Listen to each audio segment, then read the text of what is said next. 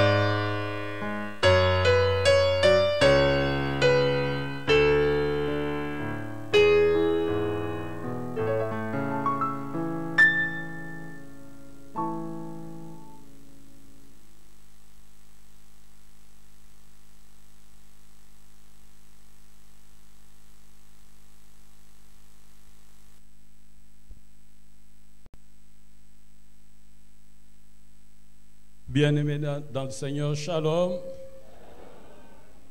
Il y a des gens avec qui nous nous sommes vus depuis le mois de mars. Il y en a d'autres qui passaient de temps en temps. Mais Dieu a fait grâce aujourd'hui que nous soyons tous là. Que toute la gloire lui revienne. Nous allons lire la parole de Dieu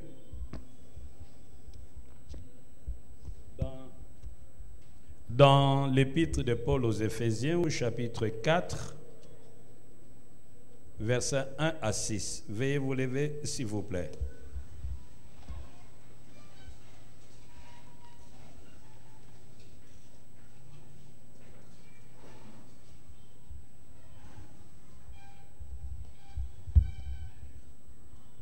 Nous lisons au nom de notre Seigneur Jésus-Christ.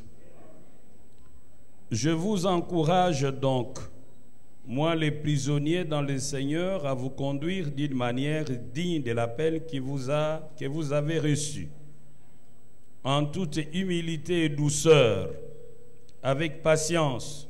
Supportez-vous les uns les autres dans l'amour. Efforcez-vous de conserver l'unité de l'esprit par le lien de la paix. Il y a un seul corps et un seul esprit, de même que vous avez été appelés à une seule espérance par votre vocation. Il y a un seul Seigneur, une seule foi, un seul baptême, un seul Dieu Père de tous. Il est au-dessus de tous, agit à travers tous et habite en nous tous. Amen. Veuillez vous asseoir.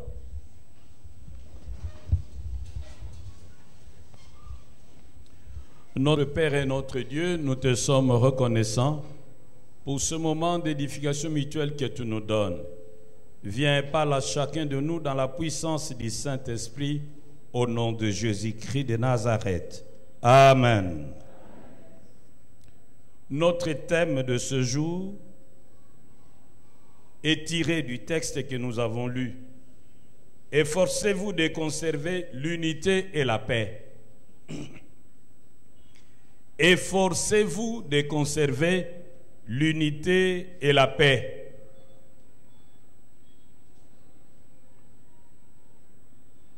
Lorsque vous lisez ce texte, vous serez frappé par un fait. L'apôtre répète, souligne 7 fois l'unité. Bien-aimés, la paix et l'unité sont les deux facteurs indispensables pour le développement d'une nation, mais aussi pour la construction d'une famille heureuse.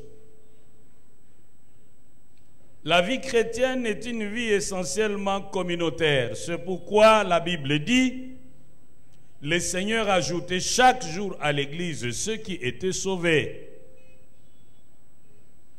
Si on pouvait vivre la vie chrétienne en solo, le Seigneur ne se serait pas donné la peine d'ajouter chaque jour à l'Église ceux qui étaient sauvés.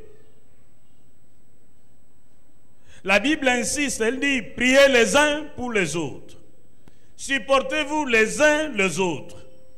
Portez les fardeaux les uns des autres. Pardonnez-vous les uns les autres. Veillez les uns sur les autres. Exhortez-vous les uns les autres. En tant que chrétiens, nous devons vivre en réseau et pas en solo. Et Dieu confie à chaque chrétien la mission de la réconciliation. Nous devons apporter la réconciliation là où règne la division. Nous devons apporter la paix là où règne le trouble. Nous devons être comme des aiguilles capables de réunir deux tissus séparés. Mais les chrétiens ne devraient pas agir comme une lame de rasoir pour diviser. Bien-aimés, vous avez reçu autant que moi le ministère de la réconciliation. Alors, ne divisez pas vos familles. et ne soyez pas les facteurs de division dans vos familles. Ne divisez pas vos enfants, mais unissez-les. Ne dressez pas les enfants contre un parent. C'est pas bon. Vous, parents, ne mêlez pas vos enfants à vos problèmes. En tant que chrétiens, Dieu veut que nous soyons les artisans de la paix. Et la Bible dit dans Romains 12, verset 18, « Autant que cela dépend de vous, soyez en paix avec tout le monde. » La Bible ajoute, « Recherchez la paix avec tous et la sanctification, sans laquelle personne ne verra le Seigneur. » Ce texte sous examen va nous servir de trame pour notre partage de ce jour. C'est un texte riche. Nous aurions bien voulu l'exploiter dans son entièreté, mais le temps qui nous est imparti ne nous le permet pas. Qu'à cela ne tienne, retenez que du 1er au 6e verset, l'apôtre exhorte les chrétiens d'Éphèse à vivre d'une manière digne de leur vocation dans la paix et l'unité. Du 7e au 13e verset, il dit aux chrétiens d'Éphèse que Dieu a distribué une variété de dons et de ministères pour l'édification et le perfectionnement du corps de Christ. Au verset 14e, l'apôtre des païens enseigne l'importance d'être bien instruit et de demeurer ferme dans les choses de Dieu. Du 15e au 16e verset, il enseigne comment le corps du Christ est constitué. Du 7e au 19e verset, il met le chrétien en garde pour ne pas marcher comme les païens dont la conduite lamentable est décrite dans ces textes. Du verset 20 au verset 21, il leur montre comment ils ont été changés à cause de leur conversion en Christ. C'est comme qui dirait, vous ne pouvez pas prétendre vous être converti, il n'y a pas de changement dans votre vie. Il faut qu'il y ait un aujourd'hui et un autre fois. Il faut qu'il y ait un maintenant et un autre fois. Enfin, du verset 22 au verset 28, il donne l'exhortation, je dirais ensuite, il donne l'exhortation sur la purification des pensées. Un appel avec insistance à une vie de sainteté, à une bonne conduite. Du verset 29 au verset 32, il leur montre que leur conversation devrait être chaste et sainte, qui ne devrait pas attrister le Saint-Esprit, qui devrait éviter les mauvais tempéraments, mais être gentils et aimants les uns les autres, et avoir un esprit de pardon. Sans négliger le reste, mais par souci de concision, vu le temps qui nous est imparti, nous allons nous concentrer, pour la circonstance, sur le verset 1 jusqu'au verset 6e. Et dans le cadre de ce partage, nous allons voir pourquoi le chrétien doit vivre en réseau avec les autres chrétiens et en paix avec tout le monde. 2. Comment préserver la paix et l'unité là où nous vivons. Les conseils que nous allons donner, tirés des Saintes Écritures, s'appliquent aussi bien dans la vie communautaire, dans la vie ecclésiale, que dans la vie en famille ou dans la vie en société en général.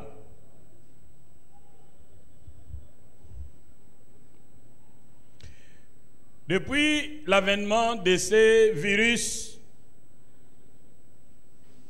qui secouent le monde, beaucoup de chrétiens ne veulent plus se réunir avec les autres au motif qu'ils ont peur d'être contaminés.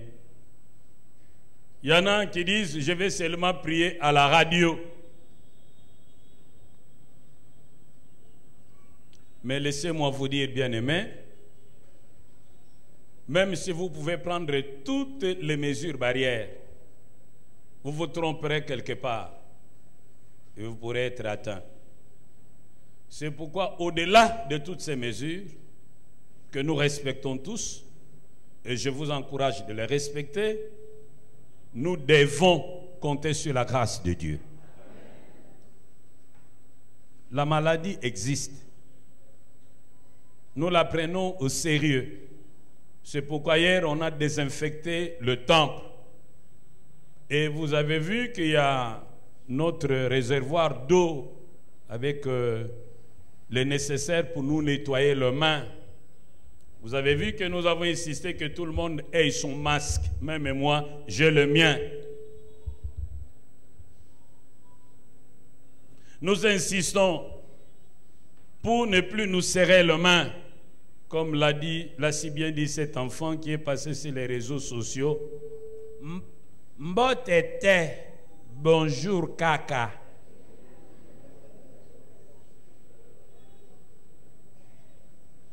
Nous disons bien Amen. Mais au-delà de toutes ces mesures barrières, comptons sur la grâce de Dieu. Dieu est capable de nous protéger. Celui qui a protégé Daniel dans la fosse au lion nous protège encore. Celui qui a protégé Abednego, Meshach et Shadrach dans la fournaise ardente nous protège encore. Celui qui a protégé David de la patte de l'ours nous protège encore.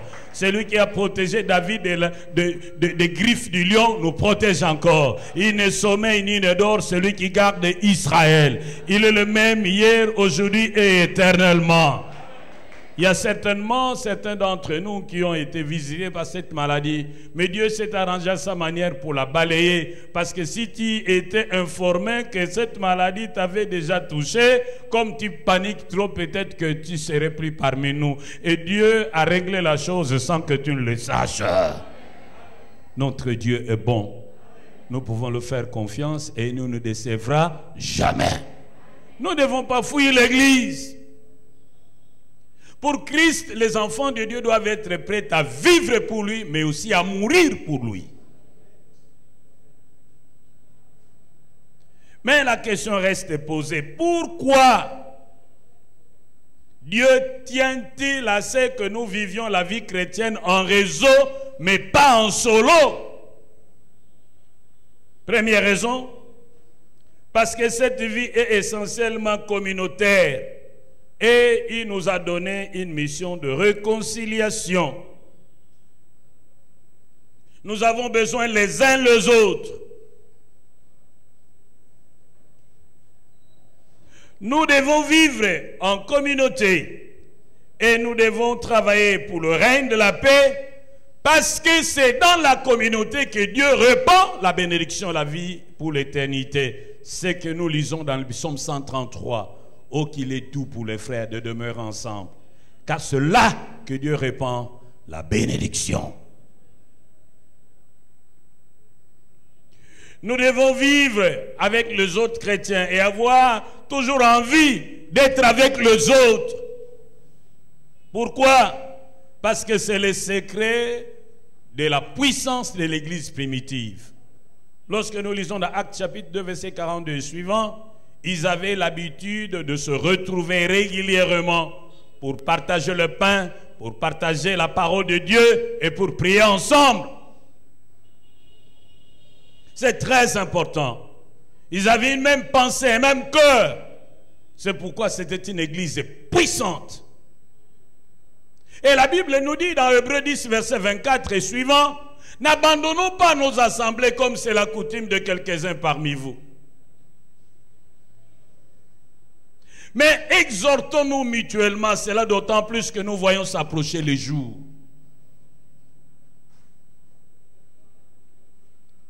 La Bible nous dit que le diable est comme un lion rugissant, cherchant qui il va dévorer. Et ce n'est pas le lion qui chasse, c'est la lionne qui chasse. Le rôle du lion, c'est de rugir et de semer la panique dans les camps de gibier. Et lorsque les gibiers sont en débandade, la lionne surveille le gibier qui va se détacher du troupeau. C'est celui-là qu'elle va attraper. Ne t'isole pas. N'essaye pas de vivre la vie chrétienne en solo. Dieu n'est pas d'accord avec toi. Il y a beaucoup de gens, pour une raison ou une autre, ont abandonné leurs églises. Depuis des années et des années, il prie à la radio. Mon frère, la radio ne peut pas remplacer l'église. Là où tu es, je t'interpelle, toi qui suis ces émissions à la radio, de chercher une assemblée, de rejoindre une église. Si tu doutes de tout, viens chez nous. Nous disons bien Amen. Nous avons besoin de vivre ensemble avec les autres chrétiens, de rester dans la communion fraternelle. Pourquoi? Parce que Dieu a donné à chacun de nous un don particulier pour le bien de toute l'Église. Il faut que tu sois là au milieu des autres frères et sœurs pour qu'eux aussi profitent de la grâce que Dieu t'a donnée et que toi aussi de ton côté tu profites de la grâce que Dieu a donnée aux autres. Personne n'est complet. Nous avons besoin de l'autre pour nous compléter. L'autre est une richesse pour nous. Et nous isoler, nous éloigner de lui, c'est nous appauvrir en quelque sorte. Mais lorsque nous nous mettons ensemble, nous nous fécondons mutuellement. Nous avons besoin de vivre en réseau avec les autres chrétiens. C'est très important. Pourquoi? Parce que si cela n'était pas important, Jésus n'aurait pas passé tout le temps à prier, comme cela apparaît dans Jean chapitre 17. Nous devons vivre notre vie chrétienne en communauté, parce que c'est dans la communauté que nous allons participer au sacrement de la Sainte Seine, de baptême.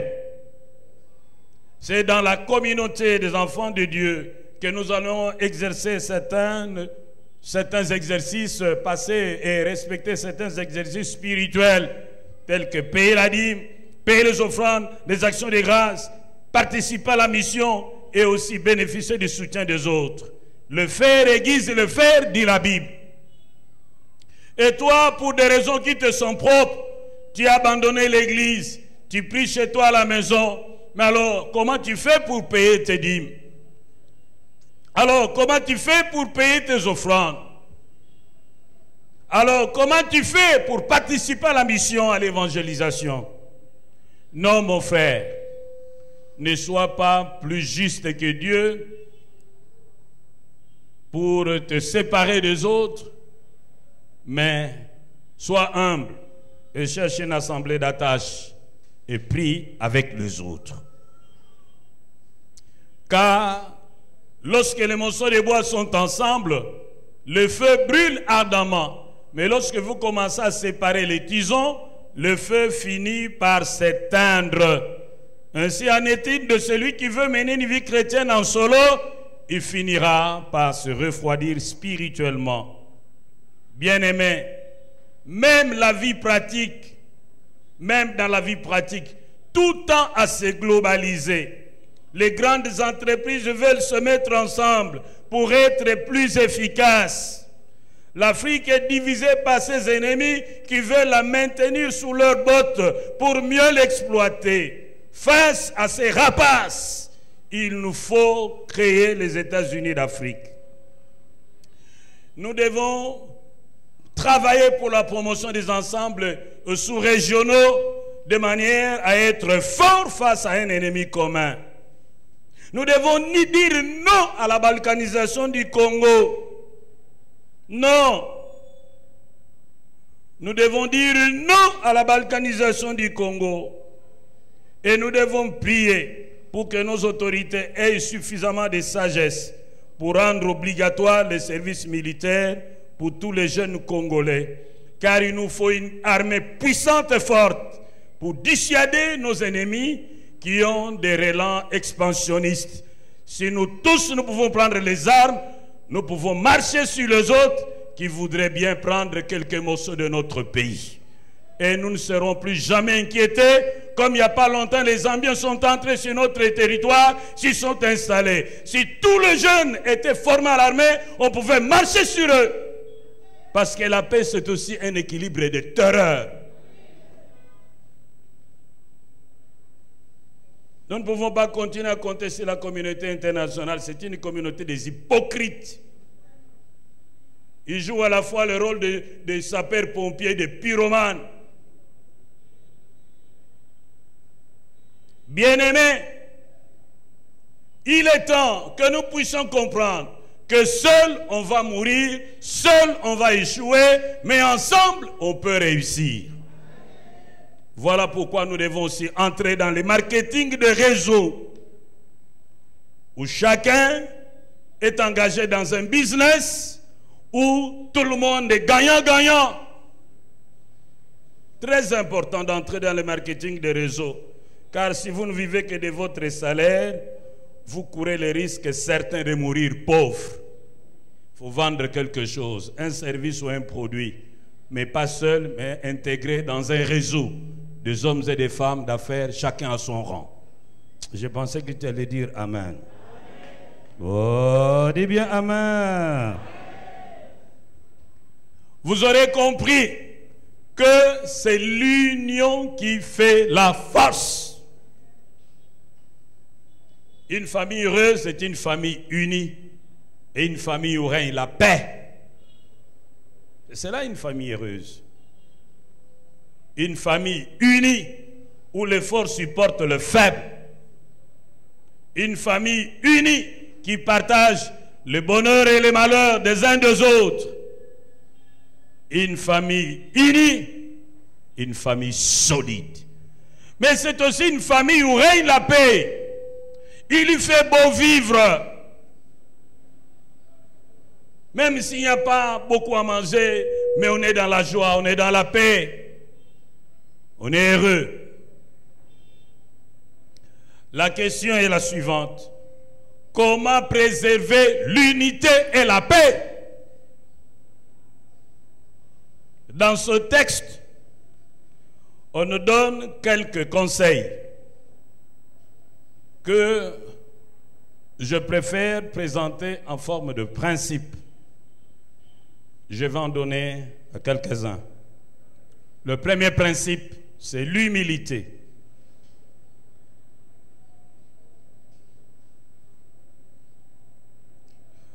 L'humilité, c'est le fait de penser et de juger sans s'élever soi-même.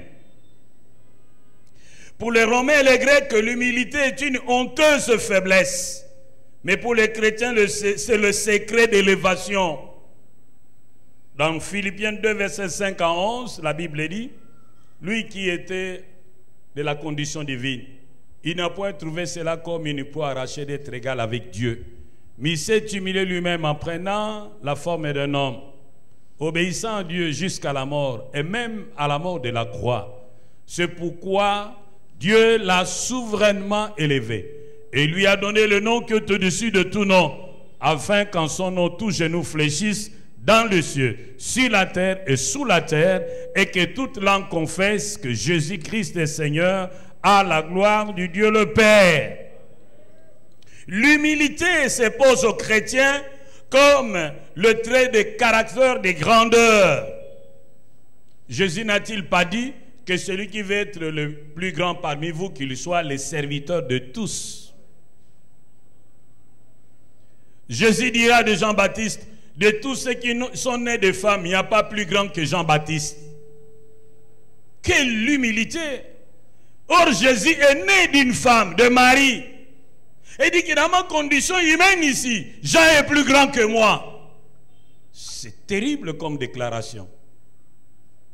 Mais quand Jean-Baptiste doit parler de Jésus, il dit, je ne suis pas capable de délier les lacets de ses chaussures.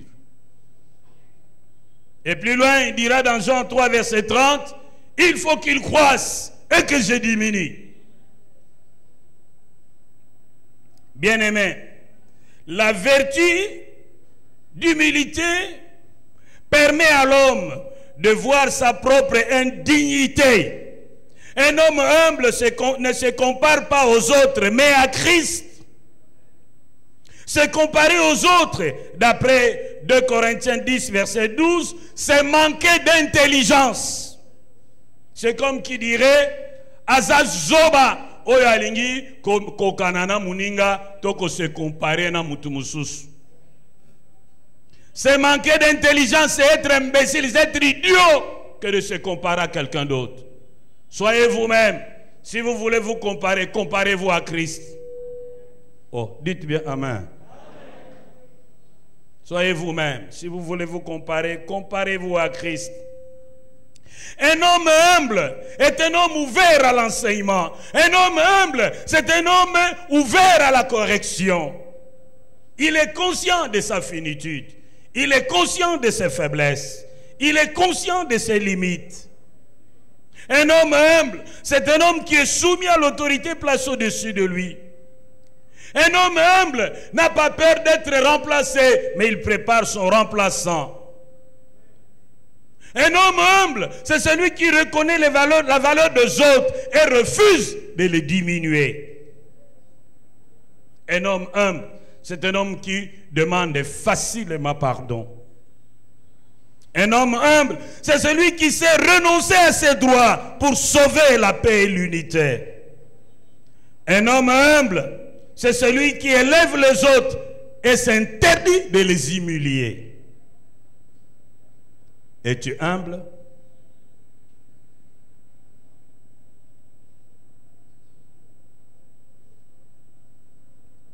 Deuxième principe. Si nous voulons sauver l'unité et préserver la paix là où nous vivons, nous devons avoir de la douceur. La douceur, c'est la puissance contrôlée. Et la douceur biblique, c'est la puissance contrôlée par Dieu. Et cette expression est utilisée lorsqu'on parle des animaux sauvages domptés par l'homme, notamment du cheval, du lion dans les cirques. Une personne douce et tranquille, une personne douce n'agit pas avec brusquerie. Une personne douce ne se venge pas. Une personne douce ne s'affirme pas. Une personne douce ne tient pas rancœur. Une personne douce ne se tient pas sur sa défensive. Jésus dit lui-même qu'il est humble et doux. Venez à moi, vous tous qui êtes fatigués et chargés, je vous donnerai du repos. Apprenez mes instructions, prenez mon fardeau, car il est doux et léger. Moi, je suis doux. Jésus est doux. Mais beaucoup de gens pensent qu'un homme est doux, un débonnaire, c'est un homme qui ne se fâche pas. Non. Le mot grec ergelotes a été expliqué par Socrate, le grand philosophe grec. Il a dit un débonnaire, un ergelotes, c'est un homme qui sait se fâcher au bon moment et qui ne se fâche pas au mauvais moment. Quand est-ce qu'un homme doux peut-il se fâcher? Un homme doux se fâche lorsque ceux qui sont en face de lui humilient Dieu et offensent son prochain. Mais il ne se fâche pas lorsqu'on l'humilie et qu'on l'offense.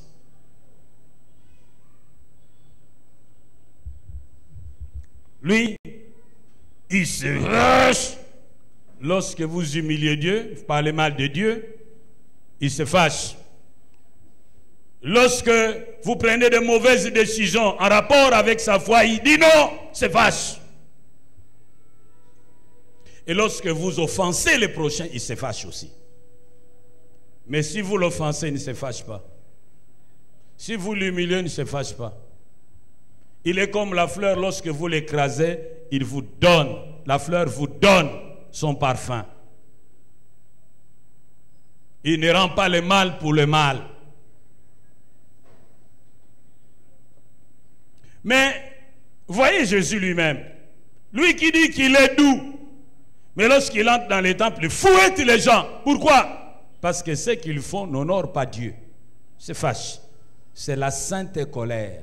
Et là, l'apôtre Paul nous dit que nous pouvons nous fâcher sans péché. Quand est-ce qu'on peut se fâcher sans péché? C'est quand on se fâche au bon moment. Dites avec moi, Amen. Ah, dites encore, Amen. La douceur. Un homme doux évite de blesser l'autre. Un homme doux évite d'humilier l'autre. C'est celui-là, un homme doux. Il ne répond pas aux injures par les injures lorsqu'il est injurié, parce qu'il est doux. Il est lent à la colère. Pour un silica, ils passe appelle à gâter le l'essence. Aza le la mazout, tu vois, et belité, tu vois, belité. Donc ceux qui appellent, ils sont sérieux. Oh, dites Amen. Papa, il faut faire attention avec la colère. La colère tue et abrège la vie. Le lion, il est tellement furieux qu'il dégage un poison qui circule dans son sang, qui écourte sa vie. Il ne peut pas vivre plus de 7 ans. Parce qu'il est d'un tempérament chaud. Par contre, la tortue a des émotions froides. C'est facile. Pas panique, pas calme comme une tortue. Elle peut vivre 100 ans. Dis à ton ami,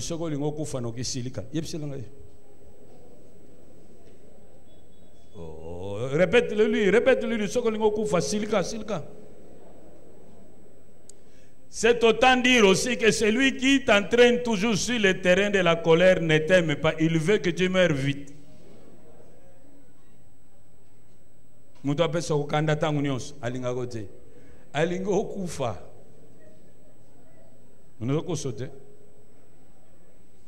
C'est pourquoi ce que lingi mutua na kufa no que tes ala gentil, tu es à l'aise.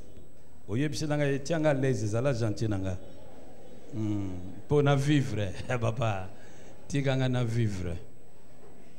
Oh, nous disons bien Amen. Quand on dit qu'on doit être doux, cela ne suffit pas. Zala zololo. Oh, badoufa. Hein? Vous comprenez zololo? Alingala. Hein? Hein? Zololo. Doufa. Non, kidong magidiabal. Faut-il battre, mais doser. Moi, je ne sais pas comment traduire ça en lingala, mais comprendre qui peut comprendre. Faut-il battre, mais doser. Tu dois être un gant d'acier, tu dois être une main d'acier dans un gant de velours. Oh, nous disons bien Amen. Troisième qualité ou principe.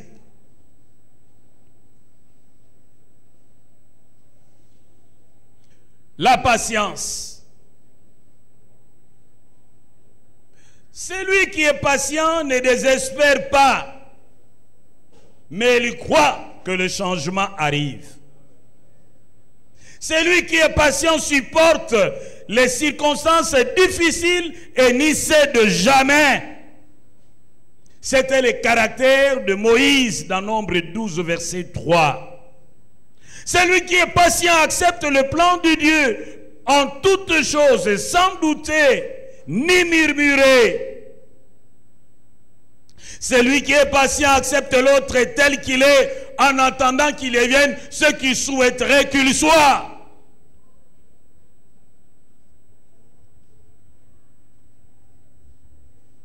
Celui qui est patient supporte la souffrance avec espoir que ça va finir. Lorsque nous sommes avec les autres, nous devons comprendre qu'ils ne sont pas parfaits. Ils peuvent avoir un mauvais caractère. Mais ne perdons pas espoir qu'un jour ces caractères pourra changer. Mais le changement s'inscrit dans le temps. Donnons le temps au temps. Supportons, conseillons, corrigeons, parlons, enseignons, prions avec espoir que le changement viendra. Mais nous devons aussi être conscients qu'il y a des choses que nous ne pourrons pas changer dans la vie des autres, qui resteront telles quelles. Mais nous devons les accepter tels qu'ils sont, parce que la Bible dit, l'amour supporte tout. Oh, dites bien Amen.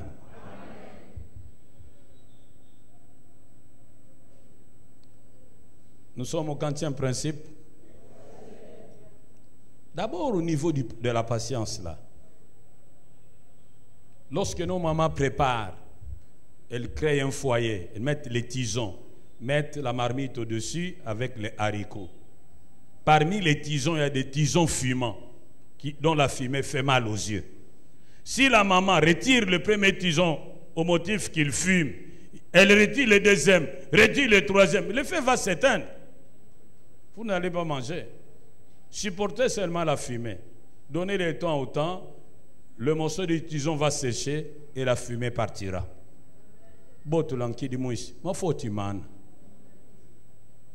C'est très important. Dites à votre voisin, supportez-moi encore, supportez-moi encore. Ne me rejetez pas, supportez-moi encore. Ne rejetez pas votre enfant, supportez-le encore. Supportez-le encore. Ne quittez pas votre mari. Ne quittez pas votre femme. Dans l'espoir de trouver une femme meilleure que celle qui vit avec vous, vous risquez d'aller épouser un monstre. Oh, dites avec moi Amen.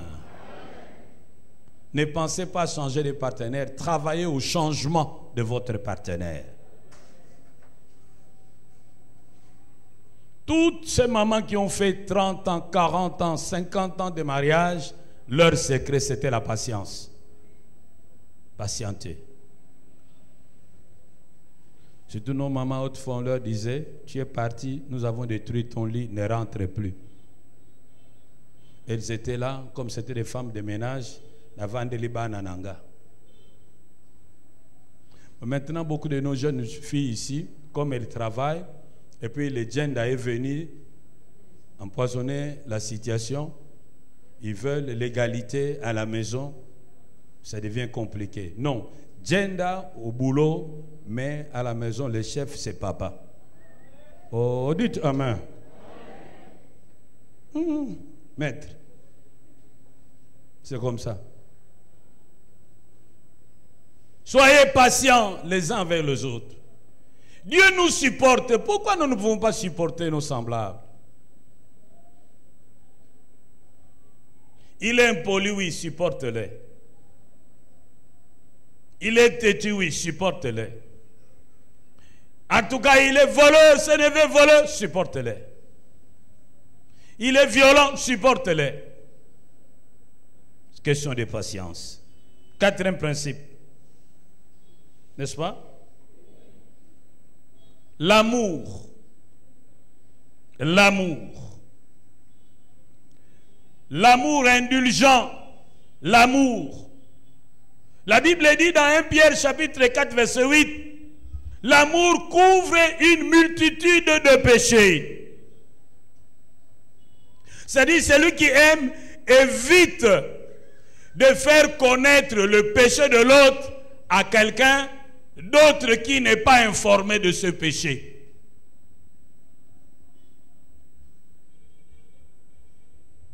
Dans Proverbe 10, verset 12, la Bible dit, la haine excite les querelles, mais l'amour couvre toutes les fautes. L'amour indulgent accepte les blessures des autres tout en continuant à les aimer. L'amour dont je parle ici, c'est l'amour agapé. C'est une bonté invincible. Il s'étend même à ses ennemis et prie pour ses persécuteurs. L'amour indulgent ne se lasse pas de pardonner, car aimer, c'est d'abord pardonner, ensuite pardonner, enfin pardonner.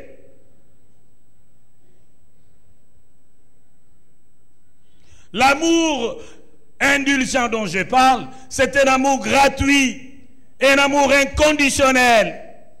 Bien-aimé, celui qui aime de cet amour agapé ne parle pas du mal des autres, surtout en leur absence. Il s'interdit de dire des absents ce qui ne seraient pas capables de répéter en leur présence sans gêne. Bien-aimé, tout homme a besoin d'aimer et d'être aimé. Une maison sans amour est comme une maison sans oxygène. On y étouffe. Faisons attention aux prophéties qui sèment le trouble et qui divisent les familles. Ne sois pas plus sévère que Dieu envers ton frère, envers ta soeur, envers ton épouse, envers ton mari. Témoigne-lui de la compréhension. Ne te pose pas en face de ton frère en procureur de la République, en officier du ministère public.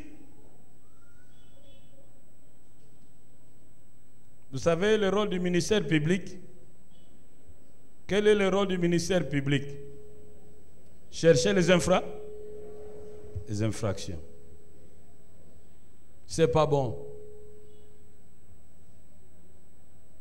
Le ministère public est là toujours pour accuser. Je crains qu'après le boulot, quand il rentre à la maison, il continue avec cet esprit-là. Nous disons bien Amen. Personne ne peut vivre avec un ministère public dans sa maison. Bien-aimé, ne sois pas plus sévère que Dieu envers ton frère, avec ta sœur. Témoigne-lui de la compréhension. Bannis la haine. Ne rumine pas la vengeance.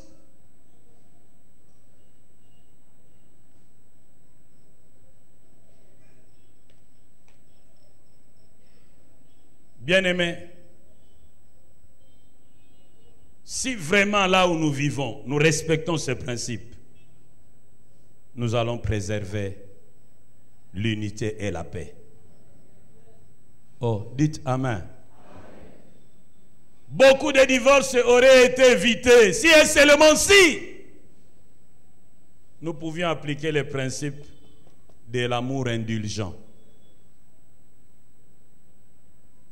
Dieu nous supporte, Dieu nous pardonne, mais nous sommes plus sévères que Dieu envers nos frères. Et lorsque nous les condamnons sans ménagement, avec sévérité. Alors que nous-mêmes, aussi placés dans les mêmes conditions, serions capables du pire. Dernier conseil. Quatrième conseil, la communication. La Bible nous parle de Tour de Babel. Ils formaient un peuple. Ils avaient une même vision. Ils étaient déterminés, décidés. Ils étaient des travailleurs. Et Dieu vit qu'ils allaient réussir dans ce qu'ils faisaient. Mais comme leur projet ne s'inscrivait pas dans le plan de Dieu, Dieu a décidé de le faire échouer. Et pour le faire échouer, Dieu ne va pas les frapper d'une maladie, mais va confondre leur langage. Bien-aimés, nous devons apprendre à bien communiquer. Très important. Nous devons prendre le temps de nous asseoir et de nous parler en nous regardant droit dans les yeux, mais dans le respect mutuel. Sans chercher à blesser, sans chercher à humilier, sans chercher à montrer à l'autre qu'il est l'incarnation du mal. C'est pourquoi l'apôtre Paul dit, dites la vérité avec amour Éphésiens 4, 25. Dites la vérité avec amour. Tout le monde aime qu'on lui dise la vérité, mais la manière dont vous lui dites cette vérité, si c'est avec violence, il va repousser, et toi et ta vérité. Nous devons prendre à bien communiquer.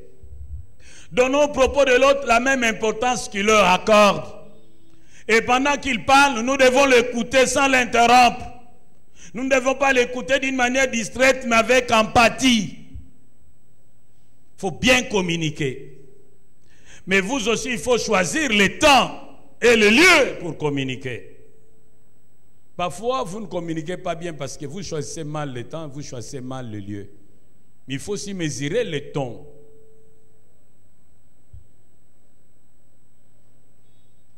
Bien-aimés, votre famille est-elle unie? Est-ce que les enfants des tantes paternelles et des oncles et tout ça, vous vous entendez bien? Grand frère, petit frère, est-ce que tout va bien? Est-ce que vous entendez bien avec votre belle famille, avec vos beaux-frères, avec vos belles-sœurs?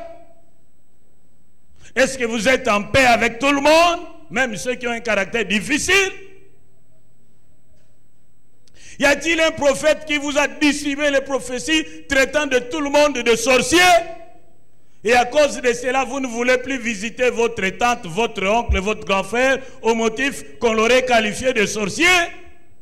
Admettons que cela soit vrai. Votre Dieu est-il incapable de vous protéger au milieu de sorciers comme il avait protégé Daniel dans la fosse aux lions? Votre Dieu est-il incapable de vous protéger au milieu de sorciers comme il avait protégé Abednego, Meshach et Shadrach dans la flamme, dans les flammes?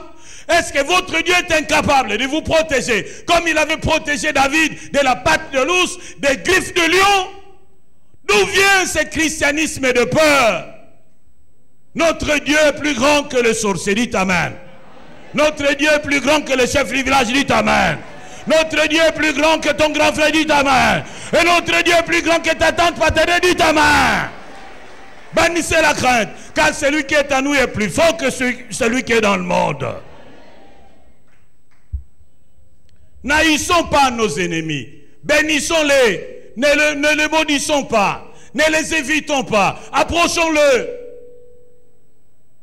Toute arme forgée contre vous sera sans effet. Oh non, on m'a dit, le prophète a dit, en tout cas les prophètes, ces prophéties ont une précision mathématique. Quand il dit un mot, la chose s'accomplit. Ces choses-là, ces jours-là, il revenait d'une retraite de 40 jours. Et aussitôt qu'il m'a vu, il m'a balancé une prophétie. Oh, je sentais comme si ça descendait du ciel. Il a dit que mon papa est un grand char. Et qu'il voulait me bouffer. Toi qui as grandi, qui as maintenant des muscles fatigués là, et c'était goûtant. Il aurait pu te bouffer quand tu étais encore jeune, n'est-ce pas? Maintenant, tu as vieilli, ce n'est pas intéressant.